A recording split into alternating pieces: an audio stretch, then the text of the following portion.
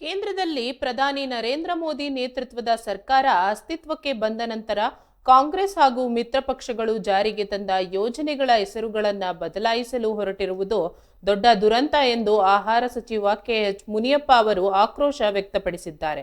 ಬುಧವಾರ ಬೆಳಗಾವಿಯಲ್ಲಿ ಸುದ್ದಿಗಾರರೊಂದಿಗೆ ಮಾತನಾಡಿದ ಅವರು, ಕೇಂದ್ರದಲ್ಲಿ ಬಿಜೆಪಿ ಸರ್ಕಾರ ಇದೇ ಕೊನೆಯಾಗಲಿದೆ ಎಂದು ಭವಿಷ್ಯ ನುಡಿದಿದ್ದಾರೆ. ಅಲ್ಲದೆ ದೇಶದ ಸ್ವಾತಂತ್ರ್ಯ ಹೋರಾಟಕ್ಕೆ ಮುಂಚೂಣಿಯಲ್ಲಿದ್ದ ಗಾಂಧೀಜಿಯವರ ಹೆಸರನ್ನು ಬದಲಾಯಿಸಲು ಹೊರಟಿರುವುದು ಸರಿಯಲ್ಲ ಎಂದು ಹೇಳಿದ್ದಾರೆ.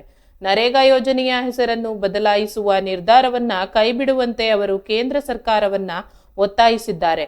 ಇದು ರಾಜಕೀಯ ದುರುದ್ದೇಶದಿಂದ ಕೂಡಿದೆ ಎಂದು ಅವರು ಆರೋಪ ಮಾಡಿದ್ದಾರೆ.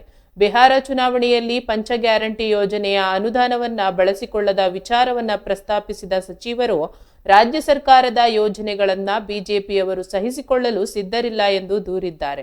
ಇಂತಹ ನೀಚ ರಾಜಕೀಯ ಮಾಡುವುದು ಸರಿಯಲ್ಲ ಎಂದು ಅವರು ಬಿಜೆಪಿ ಸರ್ಕಾರದ ವಿರುದ್ಧ ವಾಗ್ದಾಳಿ ನಡೆಸಿದ್ದಾರೆ. ಈ ಸಂದರ್ಭದಲ್ಲಿ ಮಾತನಾಡಿದ ಸಚಿವರು, ಕೇಂದ್ರ ಸರ್ಕಾರವು ಜನಪರ ಯೋಜನೆಗಳನ್ನ ನಿರ್ಲಕ್ಷಿಸುತ್ತಿದೆ ಮತ್ತು ಹಳೆಯ ಯೋಜನೆಗಳ ಹೆಸರನ್ನ ಬದಲಾಯಿಸುವ ಮೂಲಕ ರಾಜಕೀಯ ಮಾಡುತ್ತಿದೆ ಎಂದು ಆರೋಪಿಸಿದ್ದಾರೆ.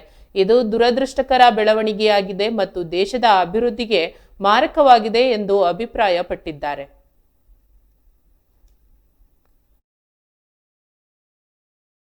ನಮ್ದೇನು ಅಭ್ಯಂತರ ಇಲ್ಲ. ಏನು ಭಾರತ ಸರ್ಕಾರದಲ್ಲಿ ಹಿಂದೆ ಯಾವುದೇ ಪಕ್ಷ ಆಡಳಿತ ಮಾಡಿರುವಂತ ಹೆಸರುಗಳನ್ನು ಬದಲಾವಣೆ ಮಾಡೋದು ಉಚಿತವಲ್ಲ. ರಾಮರು ದೇವರು, ಅವರು ಯಾವುದು ಬೇಕಾದ್ರೂ ಹೇಳಿ, ಆದರೆ ಬದಲಾವಣೆ ಇಡುವಂಥದ್ದು ಅವಶ್ಯಕತೆ ಇಲ್ಲ. ಇದು ರಾಜಕೀಯ ದುರುದ್ದೇಶ ಸೇರಿದೆ, ಸನ್ನಿಹಿತವಾಗಿದೆ. ಅವರು ವಾಪಸ್ ಹೋಗುವಂಥ ಕಾಲ. ಮತ್ತೆ ನಾವು ಬರ್ತೀವಿ, ಅವೆಲ್ಲ ಸರಿ ಮಾಡ್ತೀವಿ. Thank you. ಎಲ್ಲ ಕಣ್ಣಾರೆ ಕಾಣಿಸ್ತಾ ಇದೆ. 10,000 ಎಲೆಕ್ಷನ್ ಕೋಡ್ ಆಫ್ ಕಂಡಕ್ಟ್ ಕೊಟ್ಟು ರಾಜಕೀಯದಲ್ಲಿ ಸ್ವತಂತ್ರ ಭಾರತದಲ್ಲಿ ಇಂಥ ಒಂದು ಕೆಟ್ಟ ತೀರ್ಮಾನ ಯಾವತ್ತೂ ಮಾಡಿಲ್ಲ.